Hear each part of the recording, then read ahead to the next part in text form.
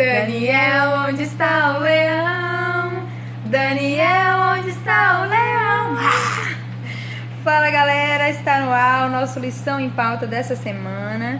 Pelo spoiler da música aqui, que a minha amiga Kelly cantou juntamente comigo, nós vamos falar sobre Daniel na Cova dos Leões.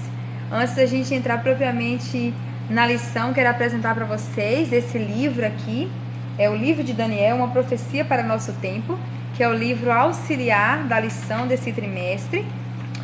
Nós estamos na 7ª lição, mas nós estamos estudando o capítulo 6 de Daniel, que diz, da cova dos leões à cova do anjo.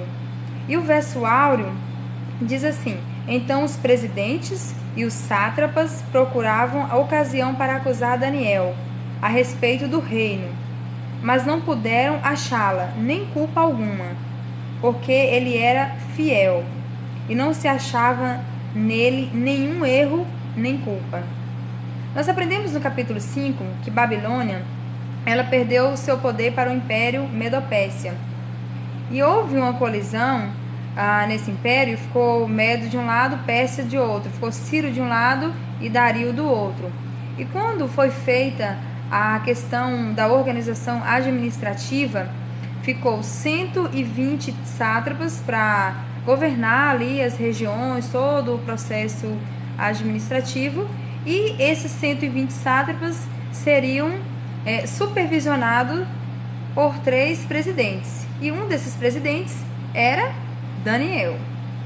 Só que Daniel, ele era um homem fiel, não apenas no contexto espiritual, mas também com seus deveres com o Estado. E aí surgiu a inveja, que aí a gente se depara aqui no capítulo 6, verso 4. Então, aqueles homens, na verdade, quando você para analisar, 122 homens infiéis, corruptos e apenas um fiel. E aí? Ele poderia ter ido com multidão, né? Não é o meio que faz você se tornar quem você é? Alguns acreditam nisso, mas você tem que fazer o que é correto pelo que é correto. Você tem que ser fiel aos seus princípios. E era o que Daniel era, fiel aos seus princípios. Então eles armaram contra Daniel na surdina, né? Fizeram ali algo terrível. Só que Daniel não arredou o pé. A gente diz isso lá na Bahia. Ele não arredou o pé, não cedeu 1 centímetro ali da sua fidelidade. Pelo contrário, ele continuou orando em voz alta, ele continuou orando com as portas abertas, virado para Jerusalém, porque era um costume judaico. Ele continuou tudo naturalmente. Não seria aquilo que iria proibi-lo de ser fiel a Deus. Hoje, se houvesse uma CPI na sua vida, se fosse feita uma CPI na sua vida, será que seria encontrado algo vergonhoso? Quem é você quando ninguém está olhando? Quem é você em meio à multidão? O costume da oração que Daniel tinha também.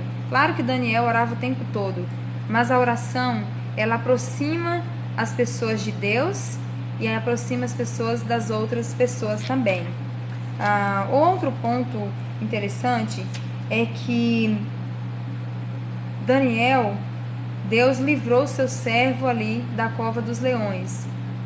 Mas isso não implica dizer que nós seremos livrados no momento que acontecer uma situação dessa ou parecida, né? Mas uma coisa tenha certeza, que Deus, ele vai vindicar o seu povo. E naquele contexto ali, não apenas Daniel foi vindicado, mas o próprio Deus foi vindicado. E tenha certeza de uma coisa: Deus vai vindicar o seu povo. Seja fiel, não importa o que aconteça, seja fiel a Deus e aos seus princípios. Valeu, galera, até a próxima lição em pauta.